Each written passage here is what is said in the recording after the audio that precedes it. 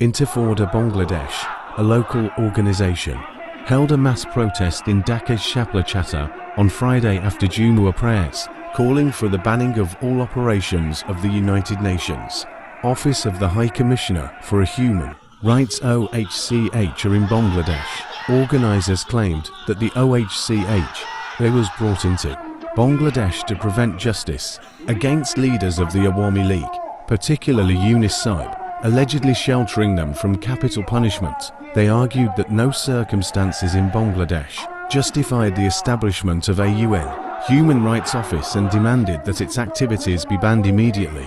Speakers at the rally warned that the Commission could soon transform into one that brings death rather than rights. They cited examples in the Arab world and accused the United States of promoting internal conflict in Bangladesh through international organizations. Prominent among the speakers was Inayatullah Abbasi, who addressed the crowd as chief guest. Protesters marched through the streets bearing banners, placards, and shouting slogans critical of the UN body.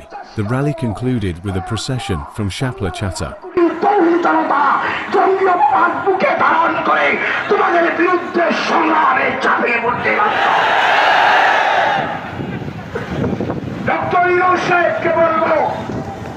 আপনার হায়াত হলো ক্ষমতার 1 বছর, বাকি আছে 6 মাস।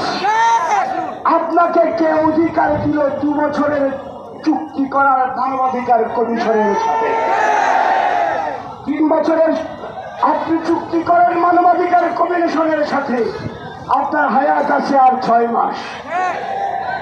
আসলে ইউনূস সাহেব বাঁচার জন্য মানবাধিকারদেরকে বাংলাদেশে এনেছেন। মূলত মানবাধিকার কমিশন বাংলাদেশে এসছে আওয়ামী লীগের বিচারকে রহিত করার জন্য। আওয়ামী লীগের যেন কোনো ফাঁসি না হয়। মনে রাখবেন, আওয়ামী লীগ হালে বরাবর পর্যায়ে জুলুম নির্যাতন করেছে, এর বিচারকে বাধাগ্রস্ত করার চেষ্টা করে মানবাধিকার কমিশন মানিনা প্রতিটা ইট খুলে খুলে ভুলগঙ্গায় ফেলে দিতে পারত। মানবাধিকার কমিশন যদি ওলামায়ে কেরাম এই সকল কমিশনের বিরুদ্ধে আন্দোলনের জন্য ডাক দেয়, আপনারা রক্ত দিতে প্রয়োজন হলে দিতে রাজি আছেন তো? যদি জীবন দিতে হয় রাজি আছেন তো? স্পষ্ট কথা, আরেকটা ষড়যন্ত্র বাংলাদেশের পার্বত্য অঞ্চল দখল করার জন্য এই মানবাধিকার কমিশনের বাংলাদেশে আগমন। মনে রাখবেন, বাংলাদেশের প্রতি ইঞ্চি মাটি আমাদের কাছে আমানত।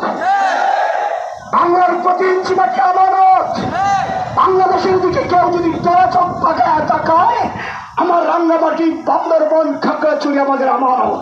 তাকে চোখ পাকাইলে ওই চোখ উপরে কিন্তু আমরা দ্বিধাবোধ করবো না।